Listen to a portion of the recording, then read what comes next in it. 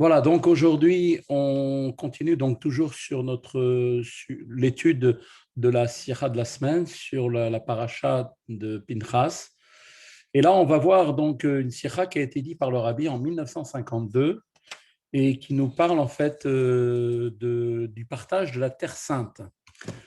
Alors, vous savez que l'un des principes nouveaux figurant dans la paracha de Pinchas est celui donc de l'héritage, de la Yerusha. En effet, les sacrifices et les recensements des enfants d'Israël sont aussi présentés de manière détaillée par d'autres sidrotes dans la Torah. À l'opposé, l'héritage en général et celui d'Eretz Israël en particulier est défini précisément dans la parachate de Pinchas. Alors, qu'est-ce que cela doit nous apprendre en fait? Eh bien, l'idée qui est amenée ici, c'est que les enfants d'Israël héritèrent de la terre d'Israël, la terre sainte, par un tirage au sort, c'est-à-dire un goral. Ainsi qu'il est dit, c'est seulement par un tirage au sort que la terre, que le pays sera réparti. Et là, al goral, c'est seulement donc de cette manière-là que le territoire d'Israël a été partagé par rapport aux 12 tribus, chacun selon le sort, le tirage au sort effectivement, qui correspondait à sa tribu. La Gemara et le Midrash expliquent qu'en plus de ce tirage au sort, le pectoral, c'est-à-dire les Urim Betumim du grand prêtre, fut également consulté. Donc, le Urim Betumim, qui donc était en fait s'allumait, c'était des pierres sur lesquelles il y avait toutes les lettres de l'alphabet, s'allumaient donc de manière miraculeuse. Et il y avait la réponse qui était donnée directement au moment où on faisait, donc on consultait sorte d'oracle. Alors on peut maintenant s'interroger, se poser une question sur tout ce qu'on vient de dire. Le partage de physique de la terre d'Israël correspond nécessairement à son partage aussi, pas seulement matériel, mais aussi moral, spirituellement. Il en résulte que le tirage au sort doit également trouver son équivalent, même aujourd'hui, dans le service de Dieu. Or, celui-ci ne doit-il pas être raisonné alors que le partage au sort lui-même est d'une dimension qui transcende complètement la logique. Donc, pourquoi faire appel à quelque chose qui dépasse le raisonnement alors que le service qui doit être mis en place doit être fait baisser d'air avec effectivement une succession d'actions à faire de manière tout à fait raisonnée. Alors ici, il est évident de mettre en évidence que certes, l'élément fondamental du service de Dieu est la soumission, le bitoul. Mais ce n'est là, cette soumission, qu'un préalable. Et par la suite, quand il faut agir concrètement et déterminer ce que l'on peut faire, ce qui est interdit ou ce qui est permis, eh bien, on doit consulter la Torah et le faire de manière réfléchie. Dès lors, comment la répartition des actions peut être, elle, basée sur le tirage au sort, puisque nos actions doivent être aussi sur cet état d'esprit aussi qui doit être basé sur une notion qui est le tirage au sort, quelque chose qui est au-delà de toute logique, transcendant la logique. Bien plus, le verset nous dit, c'est seulement par tirage au sort que le pays sera réparti.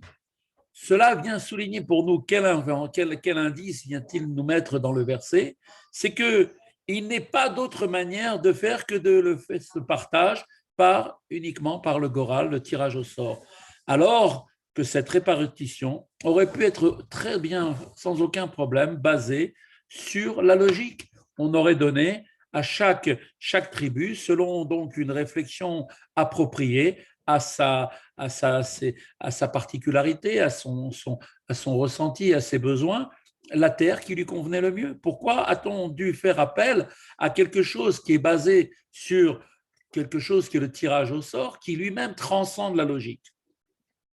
Alors, pour répondre un petit peu déjà à tout cela, dans une première approche, on nous raconte, le rabbi nous dit que dans l'un des discours du chassidique, du Tzemar Tzedek, c'était le troisième rabbi de Lubavitch, c'est-à-dire le petit-fils du Admour Azaken, eh bien, lui-même, il dit là-bas, et dans quelques textes d'ailleurs même de ses successeurs, les rabbéim qui ont suivi après, eh bien, il est expliqué dans un discours du Tzemar Tzedek la portée morale de ce verset. À quoi spirituellement cela correspond?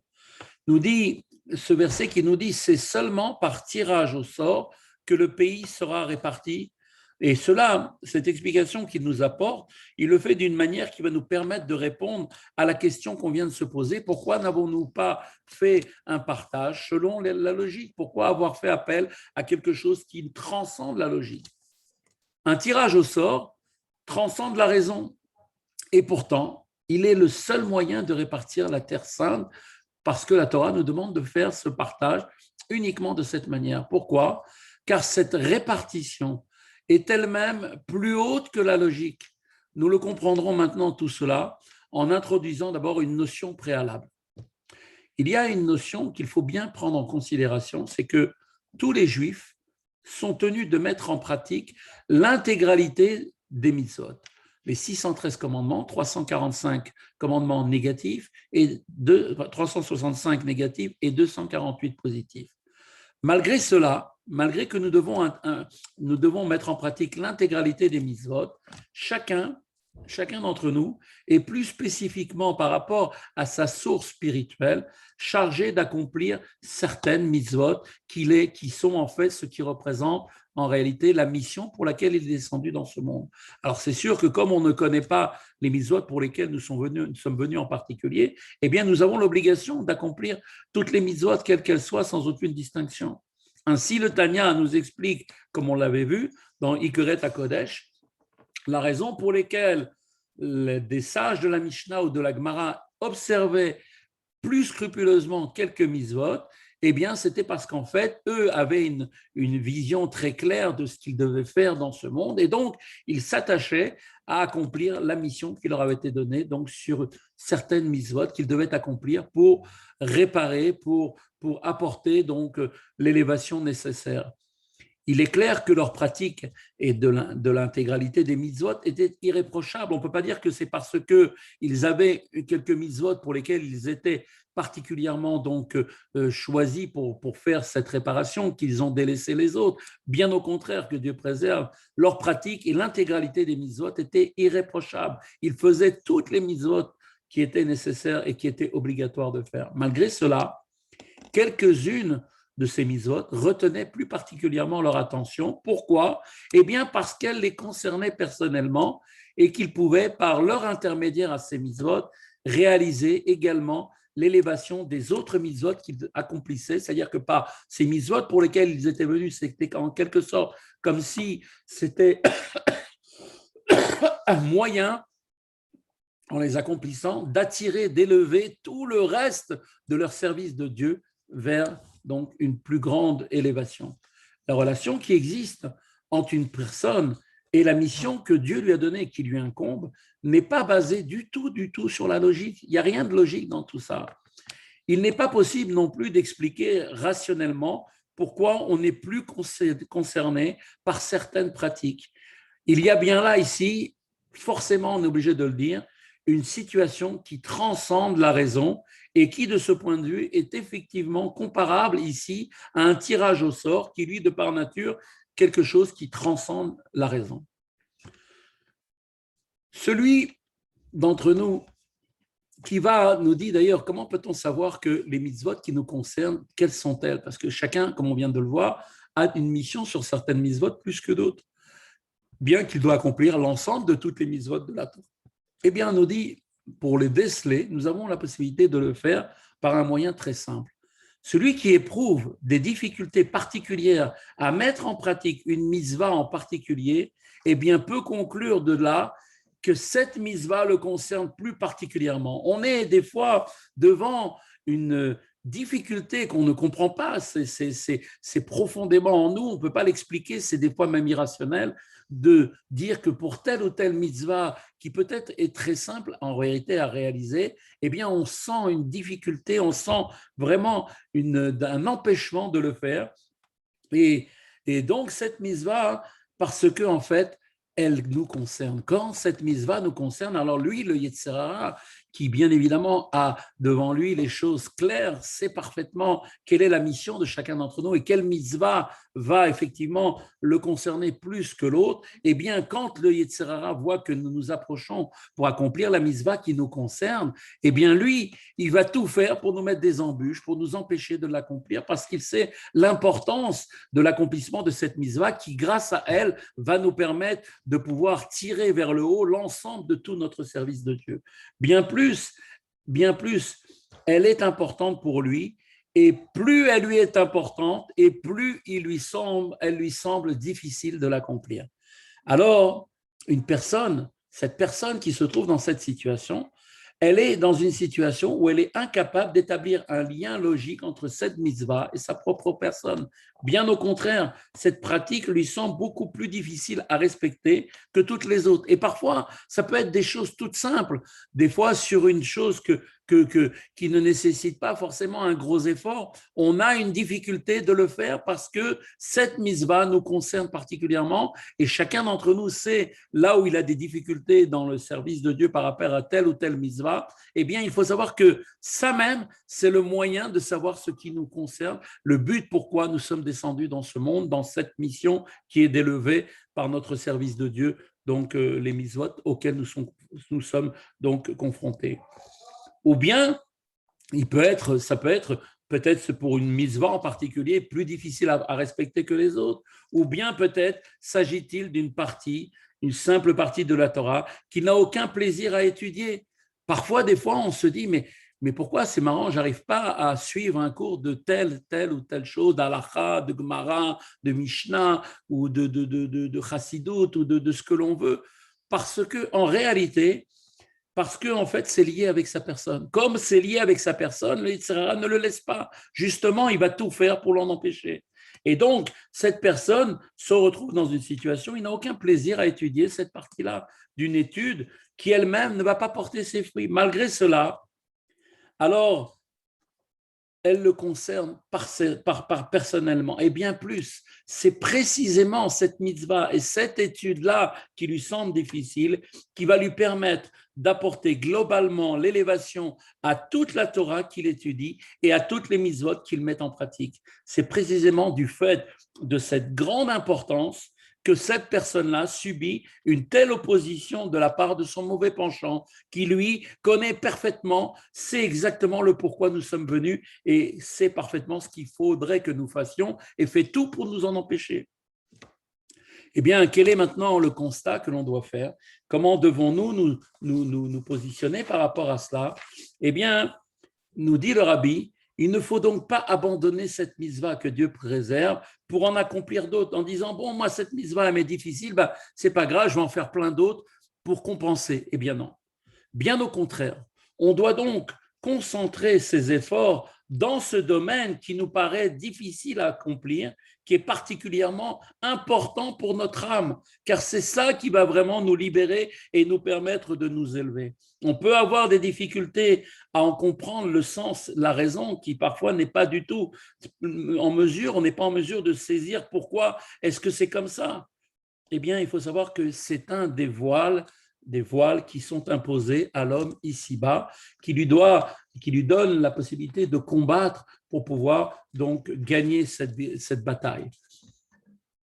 Alors maintenant, le Rabbi conclut en disant que nous comprendrons tout cela en fonction de tout cela. Pourquoi? C'est seulement par tirage au sort que le pays sera réparti. C'est-à-dire, là encore, on fait appel à une manière qui est une manière qui transcende totalement la raison et la logique. Pourquoi? Eretz Israël était constitué de différentes parties. Il y a dans la terre d'Israël, grâce à Dieu, comme on a pu le constater nous-mêmes quand on est allé, Baruch Hashem, quand on a le mérite d'aller en Eretz Israël, on voit que la terre d'Israël, elle est particulière, elle est composée de montagnes, de collines, de plaines, de champs, de vergers, elle a des bords de mer et ainsi de suite. Et on voit que chaque tribu a une relation très, très particulière, et je dirais même au niveau de sa source spirituelle, de son âme, en rapport avec une parcelle de la terre du pays qui lui correspond exactement. Chacun d'entre nous, chaque juif, a une particularité, a un ressenti sur une partie de la terre d'Israël où il se sent plus concerné que dans des autres parties de cette même terre. Et donc, chacun, en l'occurrence, au niveau du partage des tribus, chacun a reçu donc sa part en fonction de son lien spécifique à l'Eretz Israël, qui est au niveau spirituel, au niveau moral. En effet, la situation matérielle, comme on le sait, n'est que le reflet, c'est comme un miroir de ce qui existe spirituellement. C'est parce que spirituellement, en haut, notre source spirituelle nous amène à avoir un ressenti sur des particularités de la terre d'Israël qui vont être de vouloir habiter dans des endroits de bord de mer, des endroits de montagnes, de collines, de plaines, de champs ou de vergers, que matériellement, cela doit se répartir, doit se faire exactement de la même manière pour notre choix.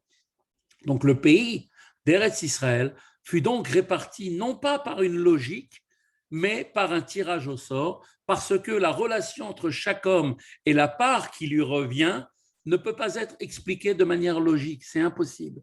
Cette part qui lui revient, eh bien, elle transcende la raison et la formulation la plus proche qu'elle peut donc recevoir ici-bas n'est que par l'approche d'un tirage au sort qui transcende lui aussi toutes les limites. Maintenant, quel est l'enseignement que nous devons tirer de cette étude? C'est que nous avons maintenant, nous qui avons maintenant eu connaissance de tout cela et savons que la Torah est éternelle et qu'elle est une Torah qui s'accomplit pour chaque époque, en tout lieu, et que son enseignement nous concerne à chacun d'entre nous, il résulte maintenant pour nous de tout ce qu'on vient de dire, que bien évidemment, tout particulièrement, la chose suivante. Chacun doit bien avoir à l'esprit qu'il a reçu une mission spécifique qui le concerne à lui à titre personnel et qui ne peut pas se remettre sur les autres, car s'il est venu dans ce monde, c'est parce qu'il a sa mission à faire, il n'y a que lui qui peut la faire. On peut effectivement subir des difficultés pour mener à bien cette mission.